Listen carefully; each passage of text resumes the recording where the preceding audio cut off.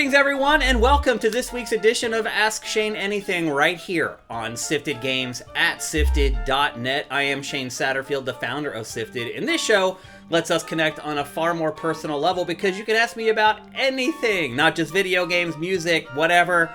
I'm here to answer the questions. You're here to ask them. If you like this show, please consider heading to patreon.com/sifted and giving us a pledge. This show in particular happens because a lot of people are pledging at $7 or more per month there at that Ask Shane tier. If you like the show, maybe consider bumping up your pledge to that level. That will ensure that it keeps happening. I love doing this show, but it does require your input. Please ask me some questions. Head to sifted.net in the header there. There's a link that you can click to head to our forums and ask me about whatever you want. We have more great questions this week. Let's get to it. Okay, our first question this week comes from Commander Fett. I know a lot of people have already asked about Nintendo increasing the prices of its games to $80, but I was wondering if Sony or Xbox had done this, if there would have been the same reaction. Nintendo very rarely puts its games on sale, and when it does, the discounts are smaller. I personally wouldn't have even cared if Ubisoft said it was increasing prices because its games are half off or more within a few months. That's a great question, and I do know that after last week's Ask Shane, I was like, please, no more Switch 2 questions for a while. I can understand why you would ask this one. Let's see. I guess the first thing I would say is, would Sony or Xbox be able to get away with it? Well, I think we're going to find out here real soon who can get away with it. Because here's the thing, I've seen a lot of people get real mad about the $80 for Mario Kart World for Switch 2. By the way, there was a Direct that went up today that shows off a bunch of other stuff that it does. But no one really freaked out about the Grand Theft Auto 6 maybe costing $100 thing. You guys didn't. It didn't seem like the rest of the internet did either. So yeah, there are definitely different standards. Honestly, I think a lot of this comes down to perception. People perceive Nintendo as this thing for kids, and so therefore it should be cheaper. They're not looking at what's actually in the hardware or what actually it costs to do that. I've seen a lot of people being like, what happened to losing money on hardware and making all your money on software? Nintendo has never done that. Never. That's a PlayStation thing. Nintendo's never done that. Nintendo has always made a profit on its hardware. So a lot of the stuff I see flying around, I'll be honest with you, the arguments seem flimsy to me. Look, I understand at the base level, it's like the cost of something's going up. I hate that. I understand that. But that's the knee-jerk reaction. Look at the reality of what's going on. And look, I know if I bring up that 40,000 developers have lost their jobs, people get angry and think that I'm trying to blame all these people losing their jobs on people trying to be cheap or whatever. Here's the thing.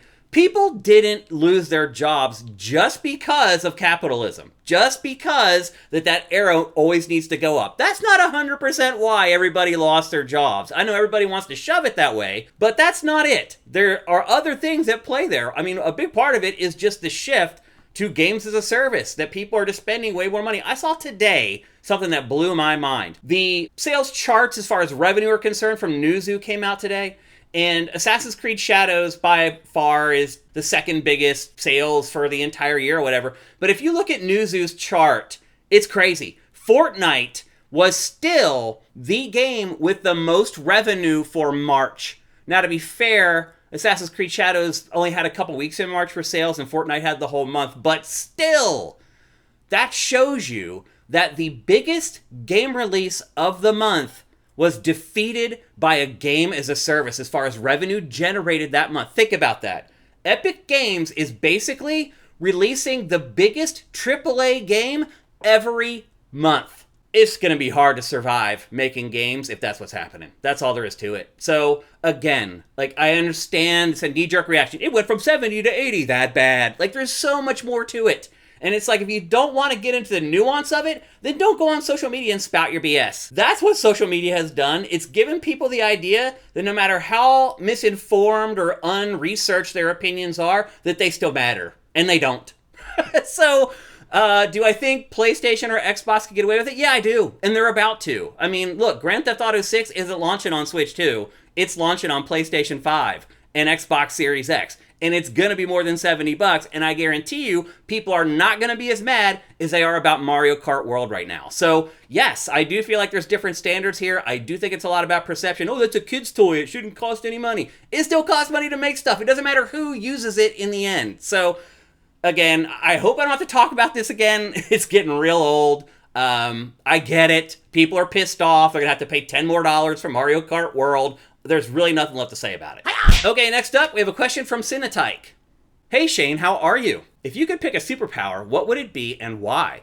For me, Marvel stuff always gets it wrong. If I had the power to know Mandarin and understand Chinese people like a local, the doors would be open to so many more connections and human exchanges. First of all, Cinetike, thank you for asking me how I'm doing. I appreciate that. I'm doing okay. I've been better, I've been worse. So thank you for asking. I appreciate that. Now on to your superpowers. Cinetike, you're aiming so low, brother. You're aiming so low. It's like the genie. It's like, what's your first wish from the genie? My first wish is I want 1,000 more wishes. Like, you gotta aim higher. It's like, your superpower is to speak Mandarin. Why isn't it to speak every language on the planet? Even alien languages you never heard before. Like, why isn't your superpower to just know everything?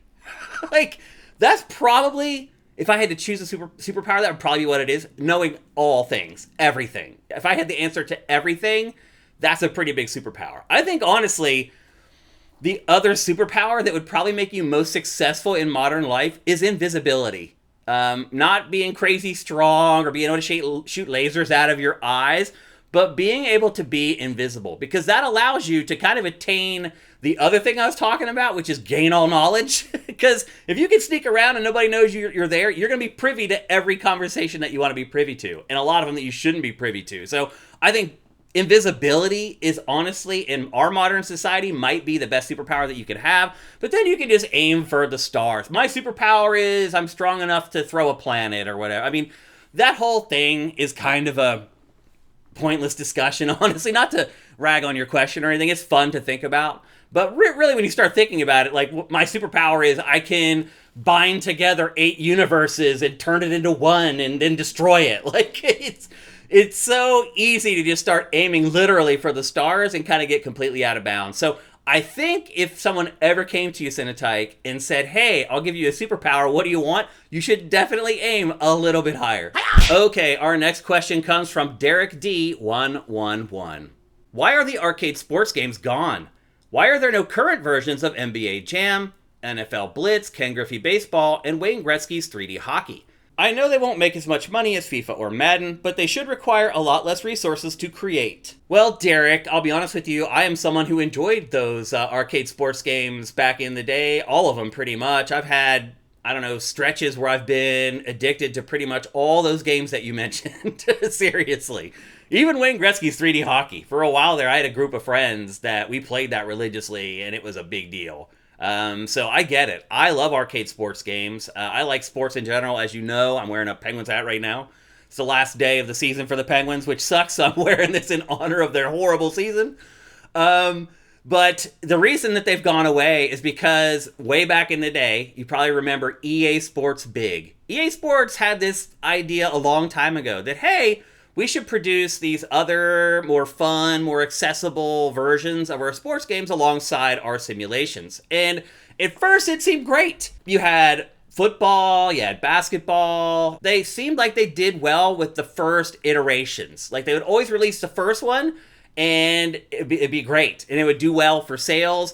And then what they tried to do was replicate the same model that they have for Madden and FIFA or EA Sports FC, whatever you want to call it, where they're releasing it every year. And I think what they found is that when you do that with arcade-style sports games, it doesn't pay off. And so, over time, all EA Sports Big's games the sales started lagging, and eventually they just dropped it. And now EA Sports Big doesn't even exist anymore. So NBA Street doesn't exist anymore. All those games that they worked on under that imprint are gone. Those franchises are gone.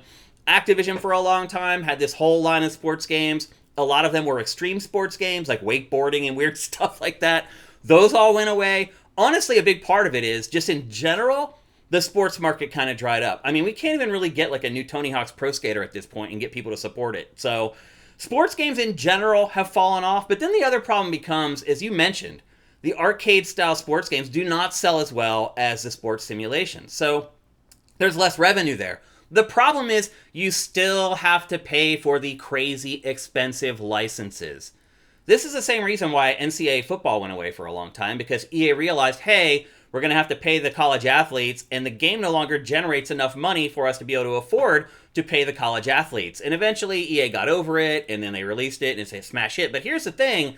Here comes the second iteration of NCAA college football. We'll see if it sells as well as last year's, when people were starved for it for almost a decade, actually. So sports games in general just haven't sold that well. And when you do arcade sports games, you still have to pay for all the expensive parts of doing sports games. You have to pay for the NFL player's license, the official NFL license. You have the logos and all the other crap that goes along with it.